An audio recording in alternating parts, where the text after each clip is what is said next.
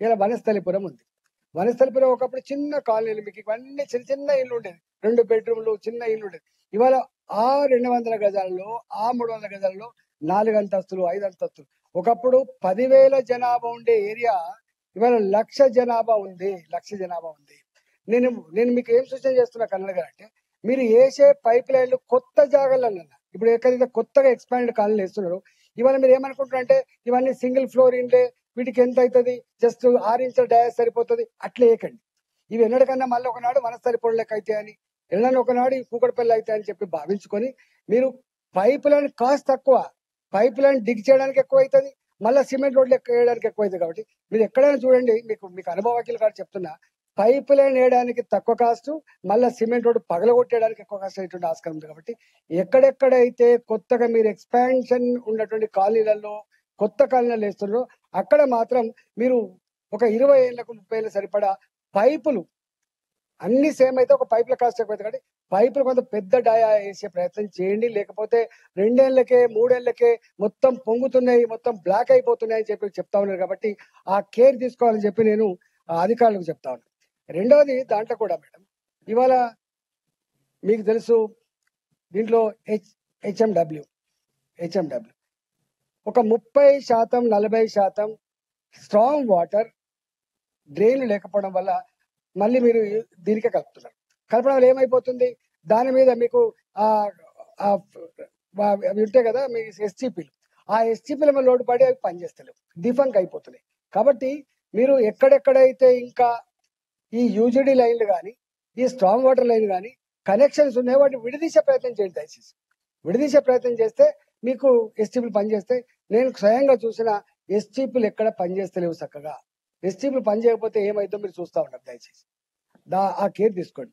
మూడో సూచన ఏంటంటే, ఇలా డ్రింకింగ్ వాటర్ సేమ్ థింగ్. మీరు 30 ఇప్పుడు హైబ్రిడ్స్ ఉన్నది, మీరు 30 అంతస్తులు ఇస్తున్నారు, అక్కడ వేసే పైపులు అయితే వాటర్ కనెక్షన్ మీకు సేమ్ ఉంటుంది. ఎంత ప్రాబ్లం వస్తే మీరు ఒకసారి చూడండి. పర్మిషన్లు ఇచ్చేటప్పుడు ఆలోచించుకొని ఇవ్వాలి. రెండవది, ఒకవేళ ఇస్తే కనుక వాడికి ప్రత్యామ్నాయ డ్రైనేజ్ పైపులను కానీ, ప్రత్యామ్నాయ డ్రింకింగ్ వాటర్ కనుక ఇవ్వకపోతే పాత కనెక్షన్లకు ప్రెషర్ రాక ఈ కొత్త కట్టిన వాళ్ళు, ఈ డబ్బులు ఉన్న వాళ్ళు ఏం చేస్తారు, మేనేజ్ చేసుకొని ఎక్కువ డయా పైపులు వేసుకునే ఆస్కారం ఉండదు, వాళ్ళు పైరే చేసుకునే ఆస్కారం ఉంది. కాబట్టి సామాన్య బస్తీలలో ఉండే జనానికి నల్లా నీళ్లు ప్రెషర్తో రాకపోతే ఇబ్బంది పడే ఆస్కారం ఉంటది. కాబట్టి అల్టిమేట్ విక్టిమైజ్ అయ్యేది పేదవాళ్ళు. కాబట్టి ఇగో ఈ నీళ్ల పైపుల విషయంలో కొంత మీరు జాగ్రత్త తీసుకోమని చెప్పి నేను మూడో సూచన చేస్తున్నా. నాలుగో సూచన ఏంటంటే, ఇవాళ మొన్న కన్నడ గారు చెప్పిండ్రు 80% పూటికలు అయిపోయినాయని చెప్తున్నారు. నిరంతరంగా నేను మొన్న పోయి చూసి ఒక ఫోటో కూడా పంపించిన, మీరు స్ట్రాంగ్ వాటర్ డ్రైన్స్ అలానే మనం ఈ డ్రైన్ కూడా పోతా ఉంది, అది డంపింగ్ యార్డ్ లెక్క మారిపోయింది. మీకు అనేక దిక్కులు అవి ఎట్లా ఉన్నాయి. మీరు ఒక 4-5 మంచి పనులు చేసిండ్రు. ఏంటిది, పిల్లలు పడకుండాను, పెద్దవాళ్ళు పడకుండాను మీరు లింక్ జాలు వేసిండ్రు. అప్పుడప్పుడు పొంగినప్పుడు ఏమవుతుందంటే ఈ లింక్ జాయిల మొత్తం చెత్త అంతా పేరుకపోయి మొత్తం వాటర్ బ్లాక్ అయిపోయి వెనుకకు దాన్ని కాలనీ.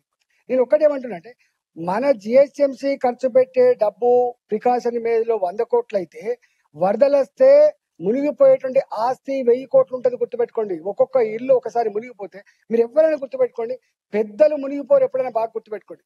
ఎవరు కింద లో లెవెల్ కట్టుకుని ఉంటారు, బస్తీలు పేదవాళ్ళ అడ్డాలకే నీళ్ళు వచ్చే ఆస్కారం ఉంటుంది. ఒక్కసారి వాళ్ళ ఇల్లు మునిగిపోతే 1 సంవత్సరం దాకా మళ్ళీ వాళ్ళు కూలి చేసినా కూడా అది బాగుపడే ఆస్కారం లేదు. కాబట్టి ఇలా ప్రజల ఆస్తులు ఎంత పోతున్నాయి, ఎంత లాస్ అవుతున్నది మీరు ఎప్పుడు అసెస్మెంట్ చెయ్యరు. కాబట్టి నేనేమంటున్నా అంటే, మీరు ఒకటి దానికి కెపాసిటీ, క్యారింగ్ కెపాసిటీ అయినటువంటి డ్రైన్లు అసెస్ చేయండి, వాడి ప్రత్యామ్నాయం చేయండి. మీరు కూకటిపైకి మీ కుత్బుల్లాపూర్ ఉంది, మేయర్ గారు, కుత్బుల్లాపూర్ ఉంది. ఎంత దారుణం అంటే, అర్థం వరదల్లా అని సందర్భం లేదు. మీరు రోజు వార్తలు ఇంటనే ఉంటారు. బంజారాస్ కా ప్రాబ్లం లేదు, ఎందుకంటే అది ఎత్తుపాలంటే కూడా ఎవరికా అంటే ఇగో ఈ లో లెవెల్లో ఉన్న వచ్చే ఆస్కారం ఉంటుంది. కాబట్టి నేను మీకు సూచన చేస్తా ఉన్నా, డ్రైనేజ్ విషయంలో ముఖ్యమంత్రి గారితో మేయర్ గారు మీరు మాట్లాడి, ఎందుకంటే ముఖ్యమంత్రి గారు కూడా మల్కాయిరికి ఒకసారి పార్లమెంట్ కు రిప్రజెంట్ చేసి ఉన్నాడు. కాబట్టి నేను ఒక ఎగ్జాంపుల్ చెప్తే, ఈ కాలంలో అంటారు, మౌలాలి చెప్పిన, నేను మౌలాలి ఉన్న మా రాజ్యలక్ష్మి గారి మధ్యలో ఒక డ్రైన్ ఉంటుంది, అది ఎప్పుడు పొంగుతూనే ఉంటుంది. మేడం, ఆ ఇంటికి కార్లు పోవు, ఆ ఇంటికి స్కూటర్లు పోవు, ఆ ఇల్లు చుట్టూ సందు లేకుండా కాంపౌండ్ వాళ్ళు కడతారు. ఆ కాంపౌండ్ వాళ్ళ హైట్ 6 ఫీట్లు 7 ఫీట్లు ఉంటుంది. వాటికి ఒక 4, 5, 6 మెట్లెక్కి గొడ దిగాలి, మళ్ళీ 5, 6 మెట్లెక్కి బయటికి పోవాలి. నేను నేను దీన్ దయాళ్ నేను పోయి చూసిన. ఏంటిది అంటే, సార్ మాది ఎప్పుడైనా ప్రతి సంవత్సరం వరదలు వచ్చే ప్రాంతం ఇది, అందుకనే మేము చుట్టూ కాంపౌండ్ వాళ్ళు పెట్టుకున్నాం. మాకు ఇక స్కూటర్లు లోపలికి పోవు, కార్లు పోయే ప్రసక్తి లేదు, బాట లేదు అసలు. మనకు అందరికి లెక్క గేట్లు ఉన్నట్టుగా లేవు అక్కడ, మెట్లెక్కి పోవాలి. మరి ఏంది దీని పరిష్కారం అంటే లేదు. మేము మొత్తం కాలం తిరిగి దిగి ఏదో కొంచెం చేసినాం కానీ ప్రత్యామ్నాయం కాదు. ఏంటి అది అంటే, గతంలో ఏ చెరువులు అయితే ఉండేనో మేయర్ గారు, చెరువులు అయితే ఉండో దానికి క్యారింగ్ కెపాసిటీ అన్నాడు, పెద్ద పెద్ద వాగులు ఉండేది.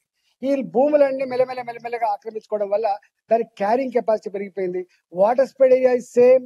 వర్షం పడ్డప్పుడు ఎంత ఏరియా నుంచి అయితే వాటర్ రావని అవన్నీ వస్తూనే ఉంటాయి. కాబట్టి తగ్గట్టుగా లేకపోవడం వల్ల వచ్చే సమస్య ఎక్కడైతే మీరు ఐడెంటిఫై చేస్తారో దానికి అక్కడ మనకి ఇప్పుడు స్ట్రాటజిక్ నాలా డెవలప్మెంట్ ప్రోగ్రామ్ పెట్టింది మీరు బ్రహ్మాండంగా ఉంది, కాదంటలేదు. దాన్ని ఏం చేయండి, కొంచెం పైనుంచి ట్యాప్ చేసి ఇంకో డైవర్షన్ చేయండి రోడ్లకి. ఇప్పుడు కొత్తగా ఇండ్లను తవ్వుడుగా అంటే డిస్టర్బ్ చేసి కానీ చేయకుండా రోడ్లన్నీ ఉన్నాయి కాబట్టి దయచేసి ఆ పని తప్పకుండా మీరు చేయమని చెప్పి మీకు 3వ సూచన చేస్తా ఉన్నా మేడం. 4వది, ఇప్పుడు మన పార్కులలో మీరు ఈ ఎక్విప్మెంట్ అంతా పెడుతున్నారు. కొంచెం నేనేమంటున్నా, క్వాలిటీ లేని దానికి మధ్య ఇంకో 10% తేడా ఉంటుంది కావచ్చు. మనం శాంక్షన్ చేసినప్పుడు ఉండే శ్రద్ధ అది పెట్టేటప్పుడు చూసుకుంటూ లేరు. 4 నెలలకే 3 నెలలకే పోతా ఉన్నాయి. 5 లక్షలు 10 లక్షల రూపాయలు పెడుతున్నాం. కాబట్టి నేనేమంటున్నా, కొంత క్వాలిటీ ఇన్సూర్ చేసి ఏర్పాటు చేయండి. పెట్టినాం 4 రోజులకే మళ్ళీ ఖరాబ్ అయిపోతే కష్టమయ్యేటువంటి ఆస్కారం ఉంటుంది. కాబట్టి కొంచెం క్వాలిటీ ఇంప్రూవ్మెంట్ చేసే ప్రయత్నం చేయమని చెప్పి నేను కోరుతా ఉన్నా. పార్కులు కూడా ఇప్పుడు ఇప్పటికైనా సరే, మీకు తెలుసు కాంక్రీట్ జంగల్ అయిపోయింది బిడ్డ, టెంపరేచర్ పెరుగుతుంది బిడ్డ, ఇవన్నీ అంటున్నాం మనం. నేను అంటున్నా, ఇప్పటికైనా ఉన్న పార్కులు ఏవైతున్నాయో మీరు ఎందుకో నిశ్చేష్టలా ఉన్నారు, ఆక్రమించుకుంటూ పోతూనే ఉన్నారు. నేను స్వయంగా చూసిన కొన్ని వందల పార్కులు కనుమరుగైపోయినాయి. ఇప్పటికైనా ఉన్న వాటిని అధికారులు ప్రొయాక్టివ్గా ఉండి వాటిని చేసుకొని కొంత వాటిని మేనేజ్ చేసే ప్రయత్నం చేయండి. గుళ్ళపేట ఉన్న భూములను కూడా కూలగొట్టే ప్రయత్నం చేస్తున్నారు అక్కడక్కడ. ఆ గుళ్ళ కోసం ఉంటుంది, ఏమైతుంది, ప్రైవేట్ వ్యక్తులు కాదు కదా, గుళ్ళ కోసం కానీ ఇంకా స్పిరిచువల్ దానికోసం కానీ అవి ఉండనివ్వండి. ఎందుకంటే వాటి డిస్టర్బ్ చేస్తే ఎప్పుడైనా పేదోళ్ళు ఎవరైనా పెళ్లి చేసుకోవడానికో లేకపోతే ఎప్పుడైనా ఆపద వచ్చినప్పుడు ఉండడానికో అక్కడికి వచ్చి ఆస్కారం ఉంది. కాబట్టి మీరు ఎంత వీలైతే అంత. నేను మొన్న ఒక చిన్న ఎగ్జాంపుల్ చెప్తాను మేడం. కూకటపల్లిలో ఒక గుడి ఉంది. గుడికి 500 గజాల జాగా ఉంది. దాని పక్క పంట ఒక 200 గజాల జాగా ఉంది. వాళ్ళు ఏం కోరిందంటే ఈ 200 జాగాలు కూడా మాకు ఇవ్వమని. ఆ 200 జాగాలో ఒక రేకుల షెడ్ వేసుకుంటే టెంపుల్ వాళ్ళు దాన్ని కూల కొట్టిపోయి